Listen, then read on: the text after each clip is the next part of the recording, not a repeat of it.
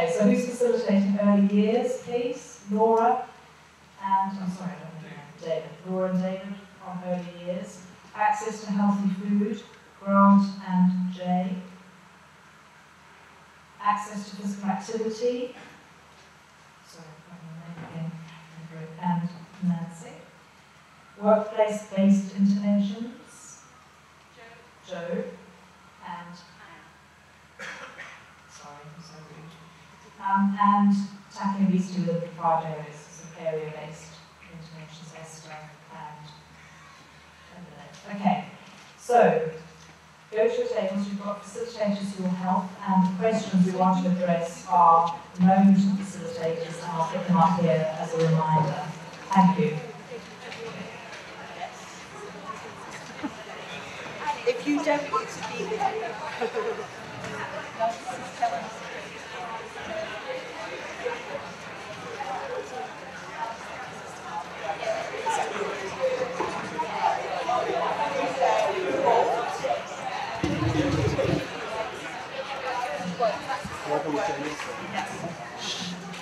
I just thought you should be doing physical activity. Yeah.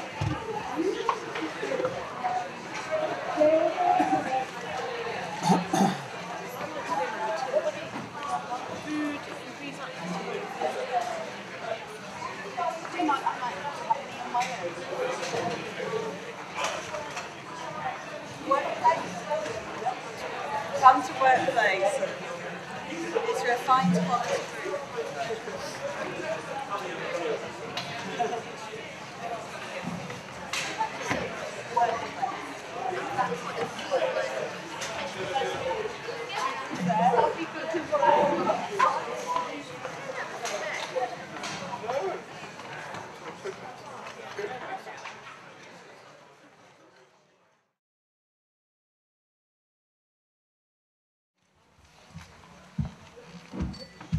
We're early years. We had a very wide-ranging discussion, and found it quite difficult to resolve into single feedback or gaps.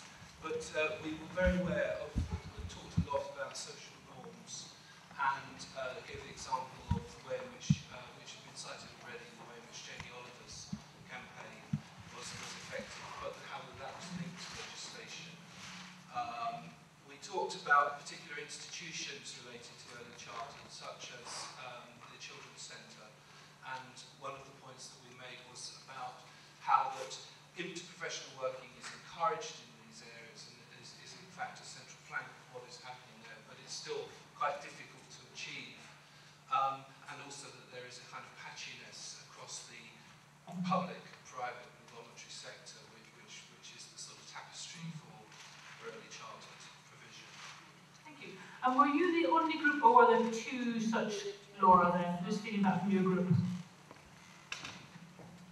So our key area, we sort of focused on, community on the flip chart, the workforce issue, of thinking that this needs to start off at the practitioner level, of looking at what there currently exists to support practitioners when they're referring referring parents-to-be to support services. The fact that the communication skills, how you actually bring up this issue of what is a healthy weight to a range of different cultures, is very complex, and more ideas around motivational interviewing.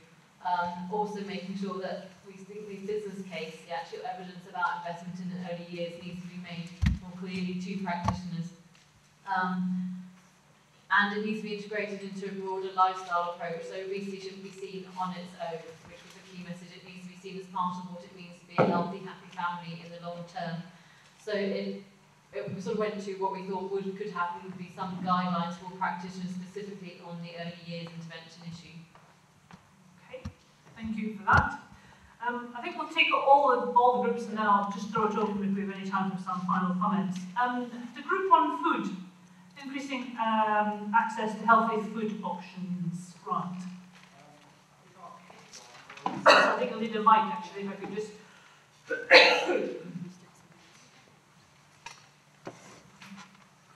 Our key one, I think, was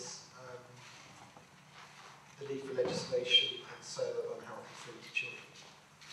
and sort of aligned to that, we need to have an agreed definition of what constitutes healthy food, and one that can be translated to each age group. And what constitutes healthy food, that it's what is a healthy proportion, for example, but also looking at some of the sort of environmental issues around food, what is healthy. I think that was our main one, wasn't it? Yeah. Okay, and were you the sole healthy, Jay, in fact, who's speaking for your table? We discussed quite a range of issues, but we picked out 3 key ones. And the first one is, I think there's a real opportunity to get all statutory organisations to make a real commitment to proper comprehensive food policies. That's somewhere we've actually got control, and the potential impact is enormous, because you think of food provision through leisure centres, through schools, through statutory sector workplaces, etc., etc., etc. In a free market, it's actually quite complex and difficult to affect food choice in the private sector, not that we should leave it alone. We do actually have control over what we procure, what we buy and what we sell. And we can provide choices, but we can have the majority of those choices as healthy rather than unhealthy.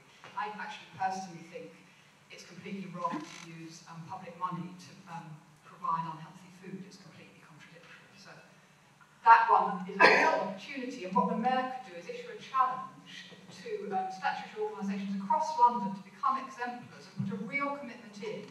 And a lot of the barriers are actually economic, so it's about the contracts that are in place. Like in leisure centres, you know, we're a healthy borough at in Tower Hamlets. Our leisure centres are still serving junk food, so the children go swimming, they come out.